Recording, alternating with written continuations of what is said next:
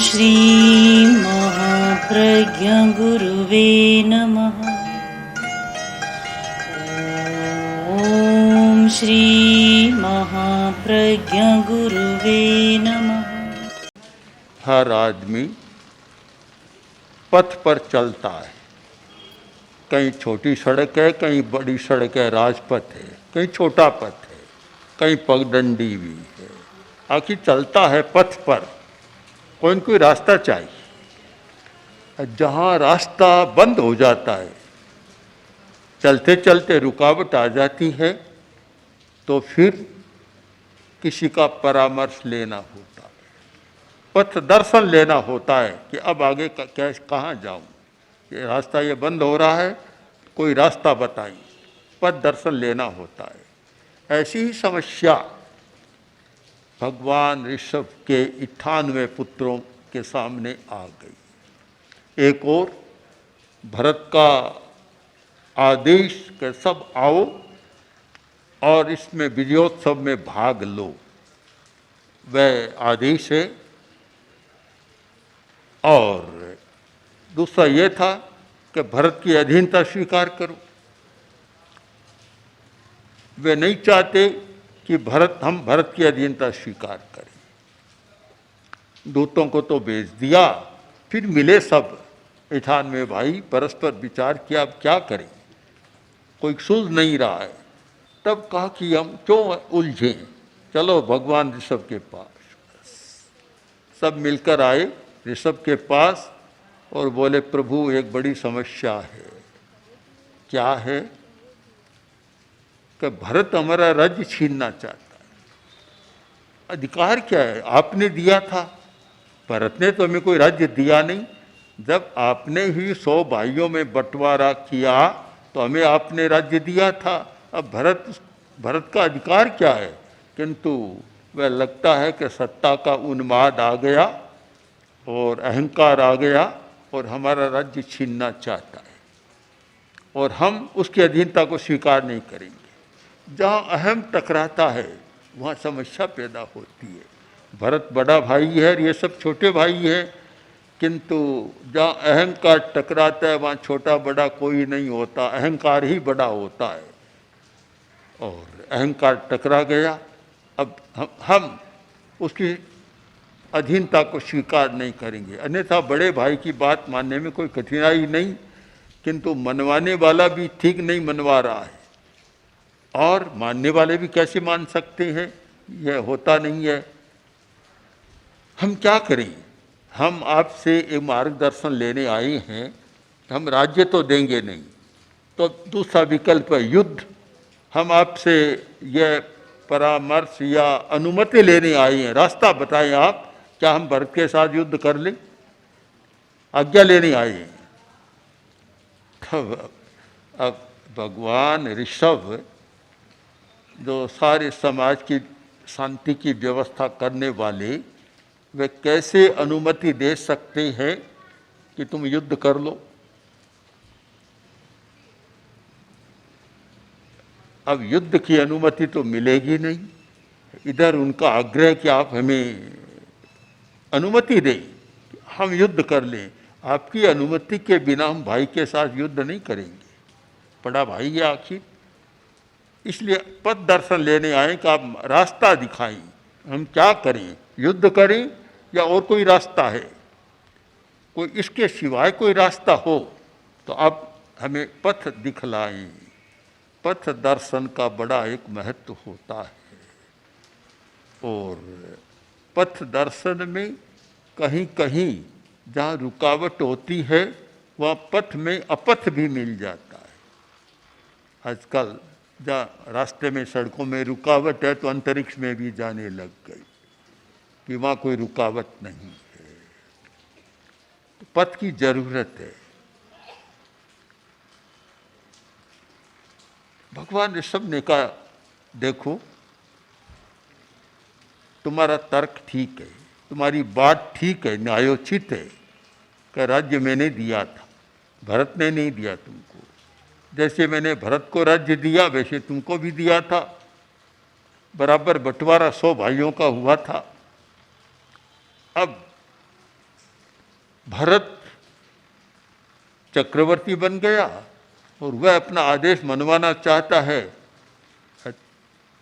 तुम उसकी अधीनता स्वीकार नहीं कर रहे हो, तो दोनों ओर समस्या है। इधर भरत का भी आग्रह है और इधर तुम्हारा आग्रह है। जब आग्रह होता है वहाँ विग्रह के सिवाय कोई रास्ता नहीं। आग्रह का अगला कदम है विग्रह, लड़ाई झगड़ा। जब दोनों तरफ आग्रह हो जाते तो फिर लड़ाई के सिवाय और क्या उपाय हो सकता है? कोई उपाय नहीं हो सकता। और जितने विग्रह होते हैं वे कोई बड़ी बात को लेकर नहीं होते, आग्रह के कारण होते हैं। दो आदमी अड़ जाते हैं, बस दोनों का अहम इतना ऊंचा, ग्राफ ऊंचा चला जाता है कि लड़ने लग जाते हैं। तो आग्रह और विग्रह ये रास्ता, एक रास्ता है। मैं तुम्हें दूसरा रास्ता बताना चाहता हूँ और वह रास्ता है, मैं तुम्हें संबोधि का राज्य देना चाहता हूँ। संबोधि का, पहले मैंने तुम्हें इस भूमि का राज्य दिया था और अब मैं तुम्हें संबोधि का राज्य देना चाहता हूँ।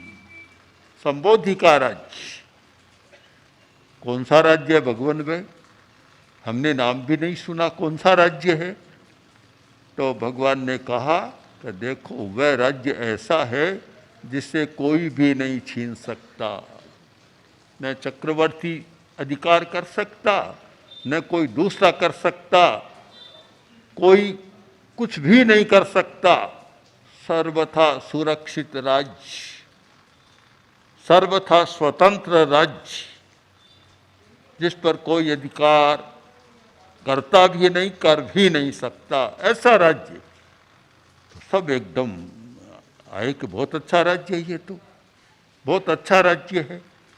ऐसा राज्य मिल जाए कि जहाँ कोई बाधा न डाल सके, विघ्न न कर सके और कोई आपत्ति न कर सके, ऐसा राज्य तो बहुत अच्छा है।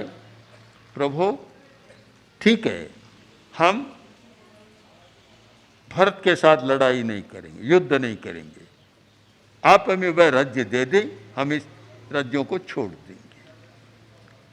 तब भगवान ने कहा, संबुज्ज है किंग न बुज्जहा, संबोहि खलु पेच दुल्लहा। भगवान ने एक ऐसा संगीत किया, गान किया, उपदेश दिया कि संबुज्ज है, संबोधि को प्राप्त करो। तुम क्यों नहीं संबोधि को प्राप्त कर रहे हो? दुनिया में धन दुर्लभ है, भूमि दुर्लभ, राज्य दुर्लभ, सत्ता दुर्लभ, पदार्थ दुर्लभ, सब दुर्लभ है, किंतु यह संबोधि पूर्ण पेच दुल्लहा, संबोधि दुर्लभ है, सबसे ज्यादा दुर्लभ है। वर्तमान जीवन में भी दुर्लभ और अगले जन्म में भी दुर्लभ। और अगर वर्तमान जीवन में संबोधि प्राप्त नहीं होती है तो फिर अगले जन्म में भी बड़ी दुर्लभ बात है। वह राज्य, और वह राज्य है संबोधि का। तो बोले बनते, वह संबोधि का राज्य क्या है, कहाँ है? तो भगवान ने कहा कि संबोधि का राज्य कहीं नहीं है, दूर नहीं है, तुम्हारे पास ही है। कहीं दूर नहीं जाना है तुमको, तुम्हारे पास है वह राज्य। और जब व्यक्ति के भीतर का पट खुलता है तो विचित्र दुनिया का आभास होता है। जब अर्जुन के मन में भी प्रश्न आ गया था तो श्री कृष्ण ने अपना विराट रूप दिखलाया, जैसा गीता बतलाती है, और देखा कि कितना बड़ा है ब्रह्मांड। भगवान ने कहा तुम्हारे भीतर बहुत विराट दुनिया है, विराट राज्य है। अगर तुम उस राज्य पर अधिकार कर सको, उस राज्य पर शासन कर सको, तो फिर ये बाहर का राज्य तुम्हारे लिए कोई काम का नहीं रहेगा। पूरा समझाया कि देखो ये दुर्लभावो तहच्चाओ, ये जो शरीर तुम्हें मिला है, ये जो अर्चा मिली है, ये शरीर मिला है, ऐसा शरीर दुर्लभ है। हम प्रेक्षा ध्यान में शरीर की बहुत बात करते हैं। कोई भी हमारे पास आता है कि आत्मा क्या है, आत्मा कहाँ है, परमात्मा क्या है, तो मेरा सीधा उत्तर होता है आत्मा परमात्मा की बात छोड़ो, पहले अपने शरीर को समझने का प्रयत्न करो। अगर तुम शरीर के रहस्यों को समझ लोगे तो फिर आत्मा परमात्मा सब समझ में आ जाएगा। और जब तक शरीर के रहस्यों को नहीं समझोगे, न आत्मा समझ में आएगा न परमात्मा को रे लड़ते रहोगे। जैसे दो वकील न्यायालय में लड़ते हैं, वैसे दो दार्शनिक और विचारक भी लड़ते रहते हैं तर्क के बल पर, और कोई कुछ होना जाना है नहीं। पहले शरीर के रहस्यों को समझने का प्रयत्न करो। मैं समझता हूँ कि हमने जो ये अनुभव किया उसका आधार भगवान ऋषभ का एक संबोध भी मिलता है कि देखो दुर्लभाओ तहच्चाओ, ऐसा शरीर मिलना दुर्लभ है, ऐसा शरीर मिलना दुर्लभ है। अब इससे हमें शरीर को समझने का एक अवसर है कि ऐसा शरीर क्या बात है, ऐसा शरीर मिलना दुर्लभ है। पूरे प्राणी जगत पर हम विचार करें, एक इंद्रिय वाले जीवों से लेकर और पंचेंद्रिय तक के जीव, और अमनस्क जीवों से लेकर समनस्क तक के जीव। कुछ जीव ऐसे हैं जिनके मन नहीं होता, कुछ जीव ऐसे हैं जिनके इंद्रियां पूरी नहीं होती, किसी को एक इंद्रिय प्राप्त है, दूब है, घास है, एक इंद्रिय प्राप्त है, कोरा स्पर्शन बस। कुछ ऐसी हैं जिनको दो इंद्रियां प्राप्त है, किसी शरीर में 3 इंद्रियां है, किसी में 4 है और किसी में 5 है, और 5 वालों में भी 2 वर्ग हैं, कोई अमनस्क है, कोई समनस्क है, किसी के मन है, किसी के मन नहीं है। हम इन छोटे जीवों को छोड़ दें तो बड़े जीव माने जाते हैं, देवता और नरक के जीव हैं। देवता को बहुत हम शक्तिशाली मानते हैं, किंतु आत्मा को पाने के लिए, आत्मा का साक्षात्कार करने के लिए, या आत्मा से परमात्मा बनने के लिए जैसा शरीर चाहिए वैसा देवों के पास भी नहीं है। इसीलिए बहुत जगह प्राचीन साहित्य में लिखा गया, जैन साहित्य में है, बौद्ध साहित्य, ये वैदिक साहित्य में भी है, कि देवता भी इच्छा करते हैं कि कब हम मनुष्य बने और कब आत्मा का साक्षात्कार करें। तो ऐसा शरीर तुम्हें मिला है, और नरक का जीवन तो ऐसा है नहीं कि वे कुछ कर सके, कष्टमय जीवन है काफी। तो एक मनुष्य का जन्म मिला है जिसमें यह क्षमता है, इस शरीर के द्वारा वह आत्मा से परमात्मा बन सकता है, आत्मा का साक्षात्कार कर सकता है, और साधना के द्वारा परम आत्मा तक पहुंच सकता है, विकास कर सकता है। और वह पहुंच सकता है संबोधि के द्वारा। संबोधि के बिना न आत्मा का साक्षात्कार होता, न परमात्मा का होता। और देखो, तुम विचार करो, भगवान सब पुत्रों को बता रहे, विचार करो कि तुम्हें इस राज्य में थोड़ा सुख मिलता है, और मैं तुम्हें ऐसा सुख बता रहा हूँ, संबोधि का ऐसा सुख है, ऐसा सुख। संबोधि एक चेतना का जागरण, बीतराग चेतना का जागरण, ऐसा सुख है जिसे बतलाया गया है कि दुनिया के सारे भौतिक सुख, एक तराजू के एक पल्ले में दुनिया के सारे सुख जो पदार्थों से होने वाले सुख है, उन सब को पिंडीभूत कर दो, एक पिंड बना दो उनका। दूसरी तरफ भीतराग को होने वाले सुख को पिंड बना दो, दोनों को रखो तो वह भौतिक सुख का पलड़ा तो बहुत ऊपर चला जाएगा, और जो भीतरागता का सुख है वह पल्ला भारी इतना के नीचे रह जाएगा। तुलना भी नहीं हो सकती कि हम अपने अज्ञान के कारण वहाँ तक पहुँच नहीं रहे हैं।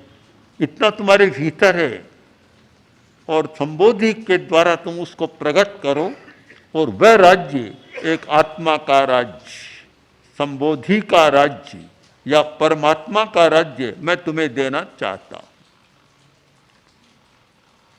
भगवान ने कुछ ऐसी बातें सामने रख दी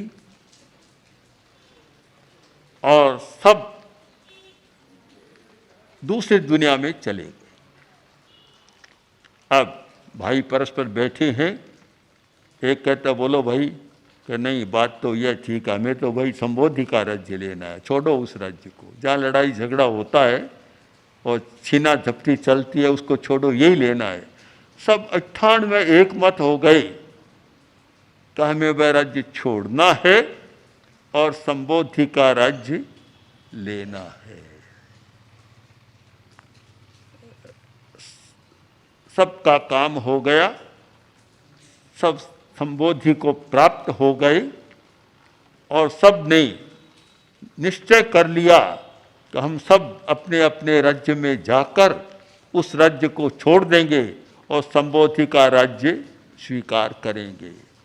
सभी भाई गए और अपने अपने राज्य का विसर्जन किया और इस उक्ति के साथ कि लो भरत भाई तुम यह राज्य करो, पता नहीं क्या तुम पाओगे, कितना करोगे, हम तो इस राज्य को छोड़कर जा रहे हैं, अब तुम जानो, तुम्हारा राज्य जाने, हमें कोई लेना देना नहीं है। सब भगवान की शरण में आ गए, संबोधि के राज्य में आ गए और आने के बाद जो उन्होंने प्राप्त किया, इतना सुख प्राप्त किया कि शायद उस राज्य में कभी नहीं मिल सकता था। एक सुख वह होता है जो पदार्थ के साथ चलता है, पदार्थ मिले तो सुख और न मिले तो दुख हो जाता है। ऐसा कोई भी सुख शायद इंद्रिय चेतना के स्तर पर होने वाला या पदार्थ जगत में होने वाला कोई सुख नहीं है कि बिना पदार्थ के सुख का अनुभव हो।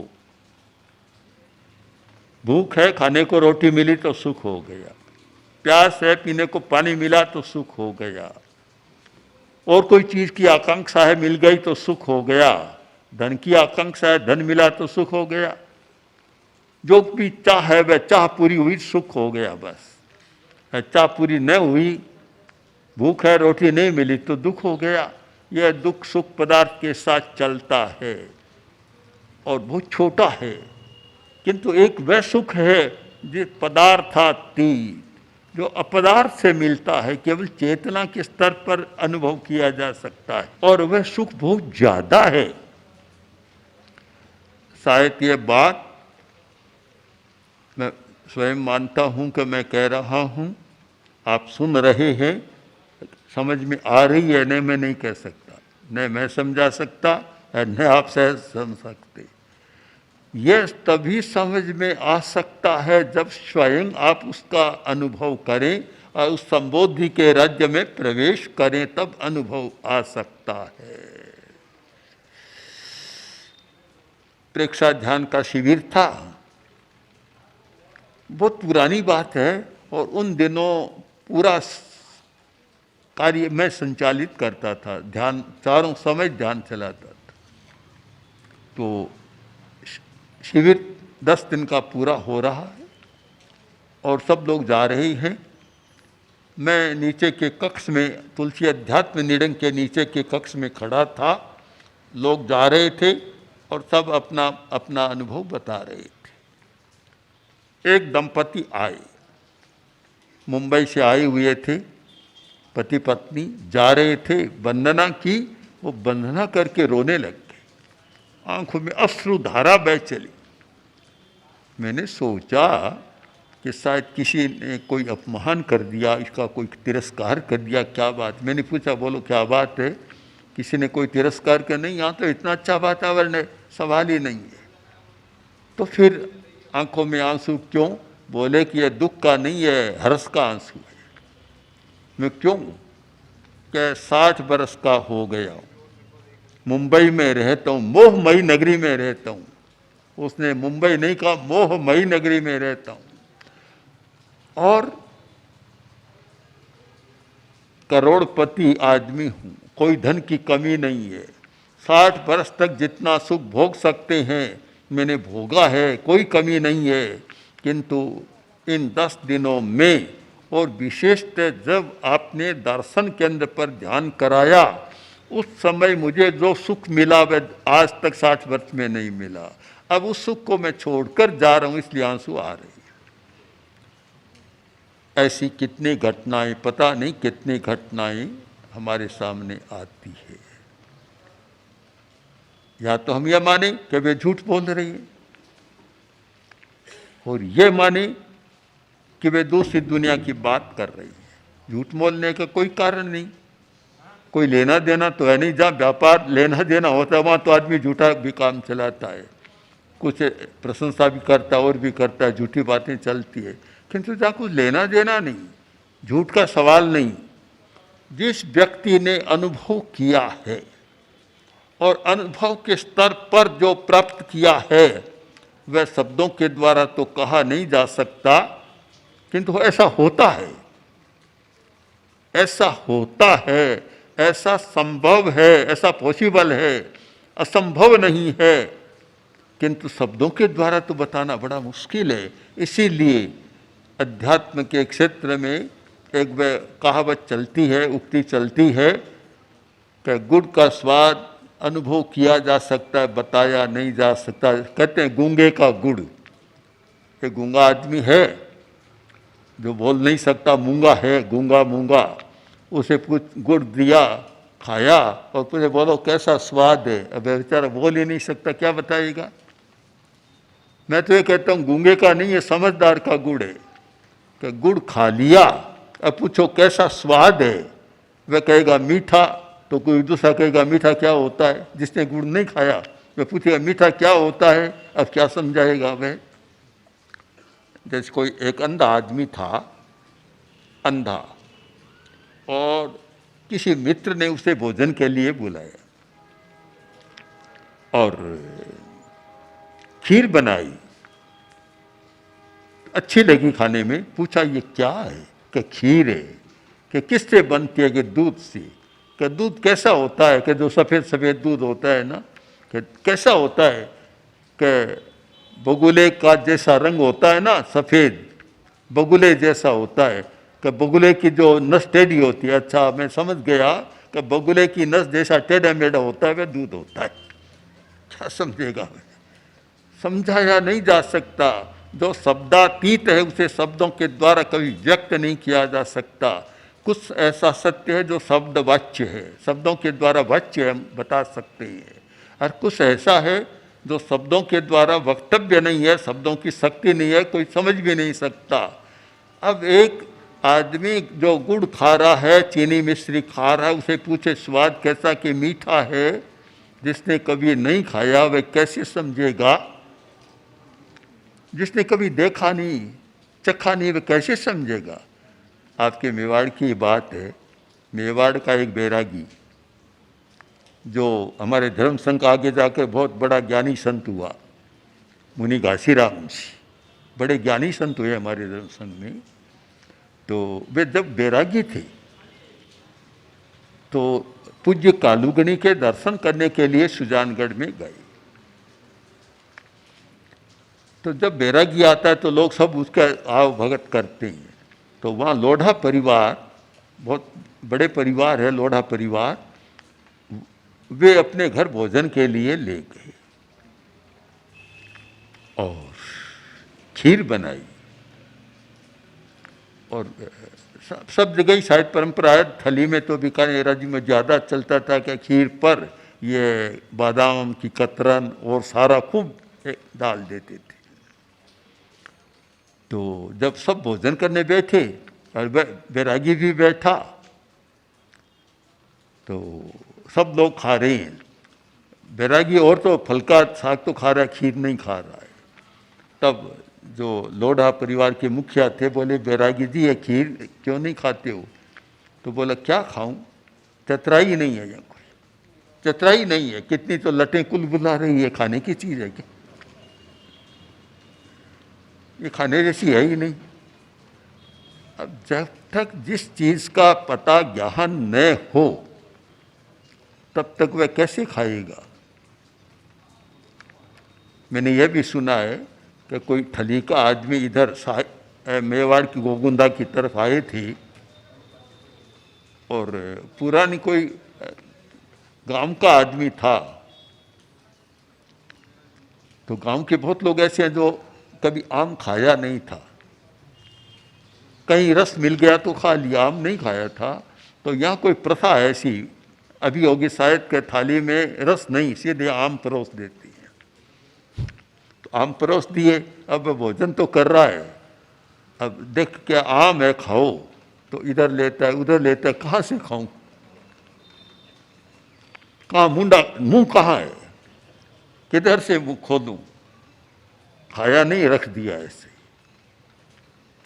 ये प्रत्यक्ष घटनाएं हैं कि जब तक व्यक्ति को यथार्थ का ज्ञान नहीं होता तो वह वहां तक नहीं पहुंचता।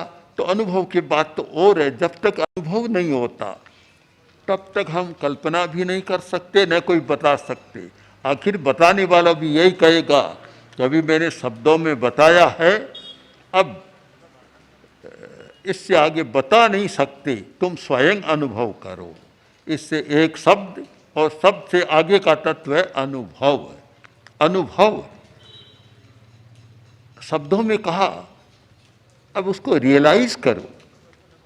कोरा सुना रियलाइज नहीं करेंगे तब तक नहीं, और रियलाइज से भी आगे और यह शब्द है अनुभव का, कि उसको एकदम तुम अनुभव करो, स्वयं करके देखो कितना आनंद आता है। अनेक घटनाएं, अनेक प्रसंग मैंने ऐसे देखे हैं कि जिन लोगों ने अनुभव किया है वे बतलाते हैं, फिर वे स्वयं कहते हैं कि मुझे इतना मिला कि मैं बता तो नहीं सकता। वे स्वयं कहता है कि मैं बता नहीं सकता, मुझे इतना आनंद मिला। तो शायद ये संबोधि का आनंद, इतना आनंद मिला पुत्रों को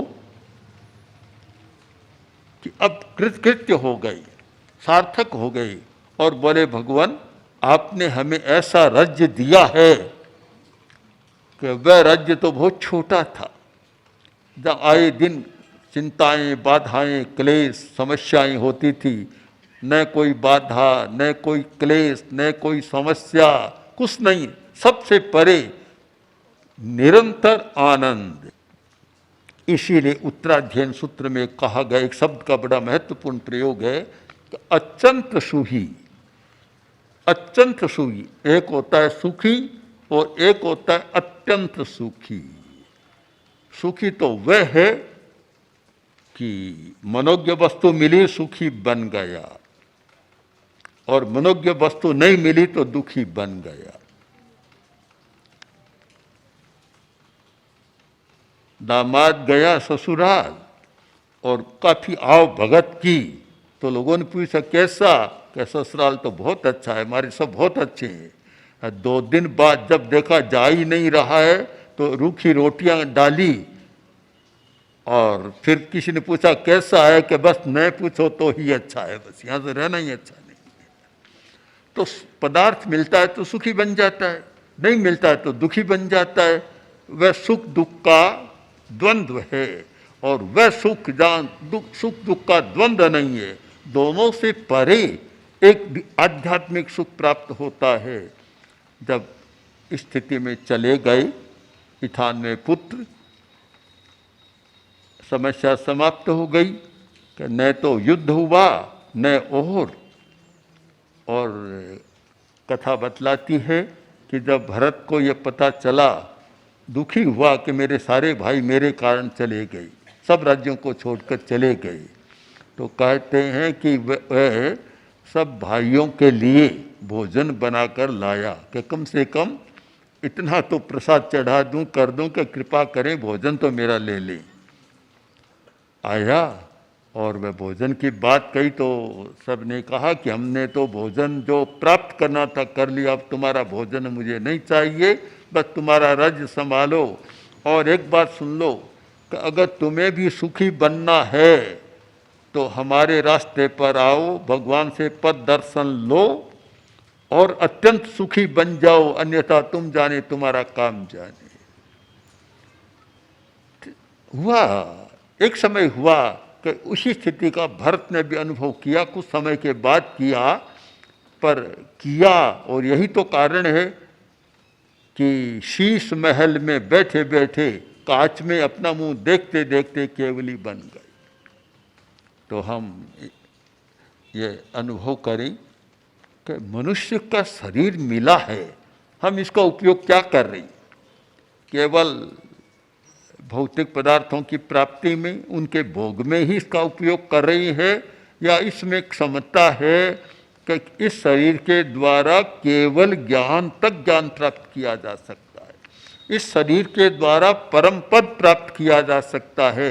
दुनिया में जितने धर्म हैं वे सब परम पद, चाहे कोई नाम परमात्मा, ब्रह्म, ईश्वर, अल्लाह, कुछ भी ऐसा नाम दे दें, वह सारे मनुष्य शरीर के द्वारा ही प्राप्त हो सकता है। तो एक प्रश्न चिंतन का यह है कि हम इस शरीर का उपयोग कैसे कर रहे हैं? केवल भौतिक पदार्थों की प्राप्ति के लिए ही कर रहे हैं, या इस शरीर में छिपी हुई असीम शक्तियों के जागरण के लिए कर रहे हैं? बस ये दो प्रश्न हैं। इन दोनों प्रश्नों पर हर आदमी को चिंतन करना चाहिए, और आप लोग भी चिंतन करें कि हम इस शरीर का क्या उपयोग कर रहे हैं। और यह चिंतन जिस दिन स्फुरित होता है, शायद मनुष्य की दिशा बदल जाती है, पथ मिल जाता है, उसे रास्ता प्राप्त हो जाता है। ओम।